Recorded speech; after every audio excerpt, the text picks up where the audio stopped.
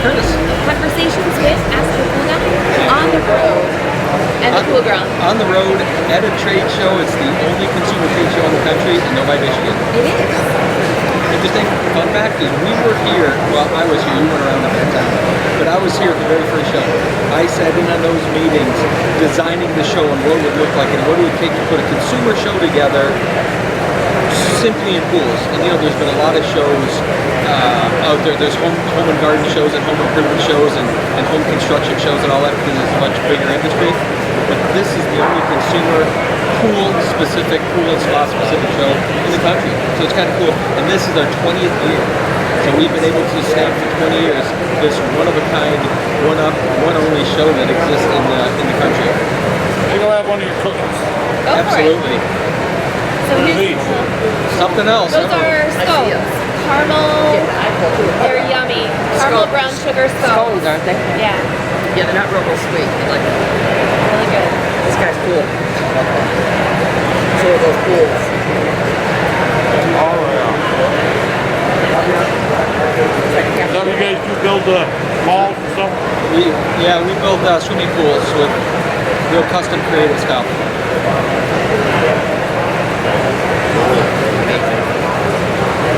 You got that much money.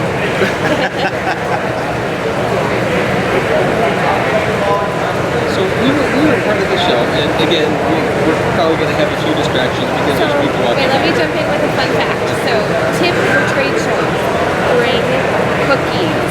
Like, we just have a plate of cookies out, and people stop by and all day long. How many people have said, geez, thanks for feeding us and thanks for whatever. And you know, the total cost to do it is nothing when you think of a little basket of candy, which is cool, but why not cookies? You bought a whole bunch of boxes of cookies. Three big cookies. You know, my Easy Bake Oven is under the table, which apparently some people thought that I really did bring Easy Bake Oven into the It's called the local grocery store and stacks of cookies. Yeah. Well, you know, the really cool thing about that, just from a karmic and an energetic level as well, is you're not just feeding the people that are going by, but you're also the vendors. You engage with a bunch of different people on a different level just by doing that. And how many vendors have said, oh, you got cookies, how could, you know. Well, you know where the store is? Exactly. But it's that idea of doing it, and once you do it and you realize it's such a simple and inexpensive way of connecting with people, why wouldn't you do it all the time? It reminds me of you when doing an open house on a home, baked cookies in the house all morning before, so that you walked into the house and it was just oozing with chocolate chip cookie smell.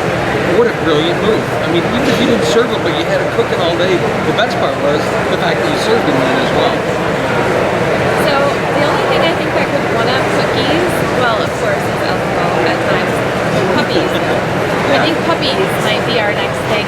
And, you know, we come to shows, and if you follow our stuff, you know that we're pretty selective about what we do. So, in the broader sense of things, the reason that we do shows and we bring cookies is just to enhance the experience, is to promote the industry, and really just connect and like strengthen the brand, I think is what we were talking about yesterday. Yeah, this is really for us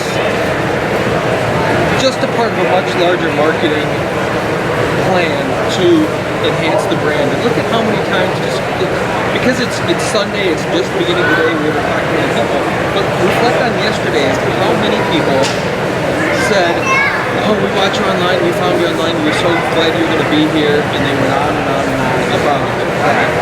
Well, that's the big part of the reason, is just to connect with them. Just to connect online offline. I found really fun. There was a woman who comes to the pool show, her husband's not big into pools, but she just comes. And a few years ago, she met us and she started following our escapades and what projects we're doing. So she was asking, you know, what does she miss? And I said, have you seen SpongeBob yet? And she said, no. And then I asked her, like, where did you find us? And she said, at the show. Don't get up. She just watches us for entertainment. Not a problem. What can we do for you? What is the hybrid swimming pool? The other thing that I've noticed about the show is people who are willing to embrace video are doing really well. And I am surprised, knowing how well video does for us, that so many of the, I don't know if I'd call them heavy hitters in the area or relatively larger volume companies in the area are here clobbering each other over the head trying to get leads, and then you turn the camera on and ask them to introduce themselves and they freeze.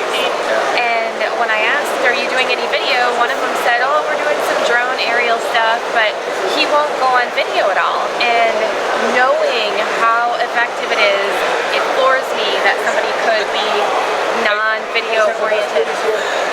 I think there's a piece that we don't recognize because we're in it now, and it's that fear. I mean, think about the early days of you saying, I'm going to put you on camera, and I'm thinking anything but that. But once I recognize that I can just be myself, and you're going to see my nuances. I'm not an actor. We don't have to pretend I'm something I'm not. I think that's the big relief. And that's probably the secret that most guys, we know most won't do it because they're playing to the middle. They're playing to the average, so they're not going to do anything different. But most of them won't do it different out of a fear. And I think we've lived, don't live anymore like this next generation is YouTube. That's their norm. But the rest of us think that when you're on camera, you're supposed to be perfect, you're supposed to know your lines, you're supposed to not sound silly, and yet that's not true at all. But most guys think when that camera goes on, they have to be perfect in what they say. And being that we've done it for so long, we recognize that people will forgive all of that. But you're right, they're playing to the middle, they're playing to the average, they're playing to the normal crowd, which is fine, but then everyone's playing to that same crowd. And how do you distinguish yourself and be different other than the obvious, price? And that's what we're seeing with them clobbering each other. So let's put on our real estate hats for a minute, because as you all know, I am a partner in the swimming pool company, but I'm also a partner in, and I'm also, what? And you also run and own a real estate company. I am the broker owner of Legendary Real Estate, which is a sister firm in a sense to the pool company. Sure is. So let's put on our real estate hats for a minute and let's talk about the unique opportunity in selling homes with pools. I know if somebody is looking for a house with a pool, they have a specific reason for that. Sometimes when people are looking for a pool, they'll say, well, I'll either find the home to put the pool in, or I'll find a home that already has a pool. So I wanted to talk about the value that a pool really has in terms of a home's value. It's a simple answer, not a simple answer. Now, in my mind, I've got it segmented a little bit. A couple things happen. If you put a pool in just for the sake of putting a pool in, it adds very little value to the home. I think just a generic, regular pool, whatever you call an average pool, it's purely for enjoyment. You're going to see very little, if any, value added. In some cases, it might even take value away from the home. What it does do, though, on resale, is it narrows the market. So you're going to get fewer people looking at that home because on that listing it shows pool. Some people absolutely don't want to do a pool, so they're never going to go look at it. So it knocks a bit of that crowd out. But the people that want a home with a pool, it becomes a stronger value because it's a perceived value that a pool costs a lot of money.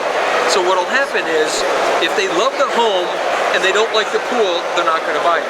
But if someone comes in and they love the pool and they like the house, they won't hesitate at spending thousands and thousands of dollars renovating the house because there's a pool.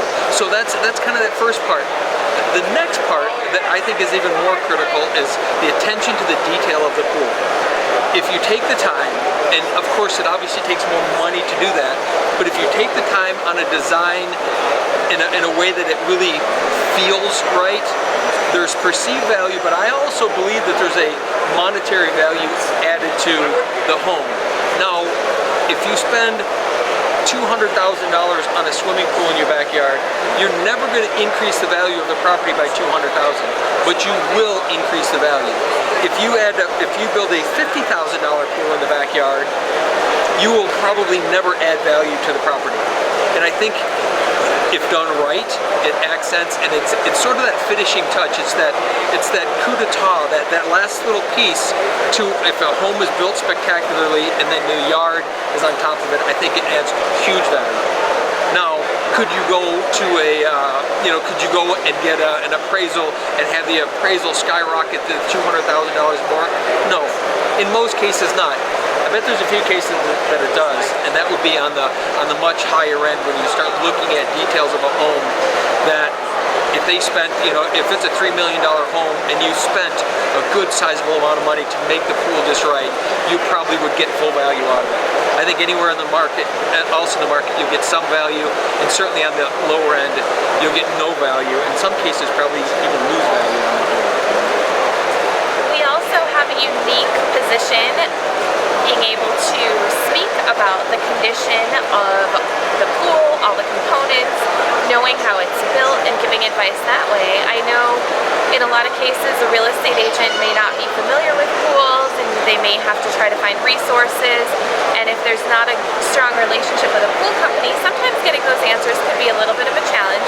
So we're in a great position to be able to speak to all of that in terms of how to get it sold. And then for the new buyer coming in, if somebody has zero experience with pools, we've got plenty of information and resources that we can guide them through that process.